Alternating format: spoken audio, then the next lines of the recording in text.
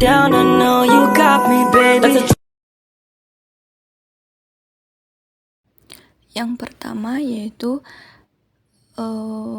merujuk pada penyebaran penyakit parasit, khususnya penyakit yang disebabkan oleh Plasmodium atau penyebab malaria yang melalui gigitan nyamuk yang terinfeksi.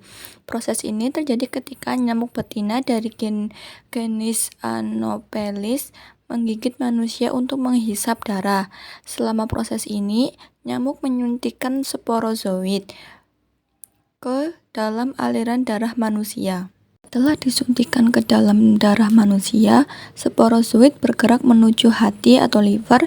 Di dalam hati sendiri, sporozoid menginfeksi sel-sel hati yang disebut hepatosit yang menyebabkan malaria.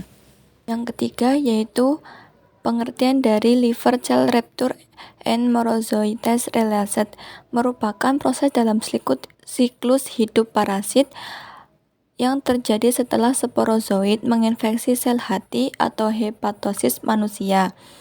Ada tahapan-tahapannya yaitu 1. Infeksi hepatosis, 2. Pembentukan merozoid, 3. Pecahnya sel hati, 4. Penyebaran ke sel darah merah.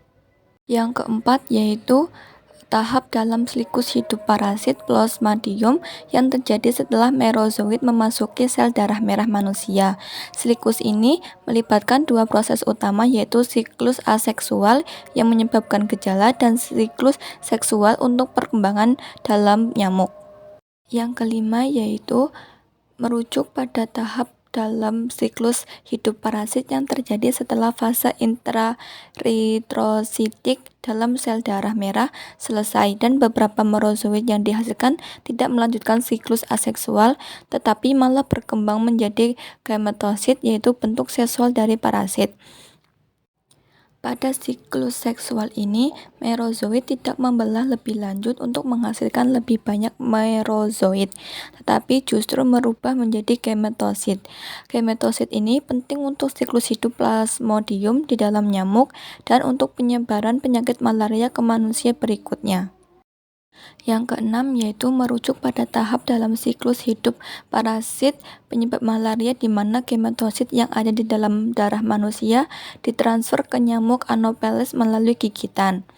Yang ketujuh, proses gametosit mengacu pada pertemuan antara gamet jantan dan betina dalam tubuh nyamuk, diikuti dengan meiosis yang menghasilkan variasi genetik dan perkembangan parasit menjadi sporozoid yang dapat menginfeksi manusia lagi.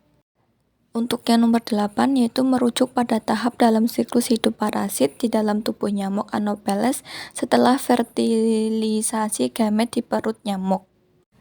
Proses ini berarti ookinet atau bentuk bergerak dari parasit bergerak melewati dinding parut nyamuk dan membentuk oocyst, di mana sporozoid akan berkembang. Tahap ini adalah bagian penting dalam siklus hidup Plasmodium dalam nyamuk yang kemudian melanjutkan penyebaran malaria ke manusia lain. Yang terakhir yaitu sporozoid develop merujuk pada tahap di mana sporozoid, bentuk parasit yang siap menginfeksi manusia, berkembang di dalam oocyst yang berada di dinding perut nyamuk. Proses ini sangat penting dalam penyebaran penyakit malaria.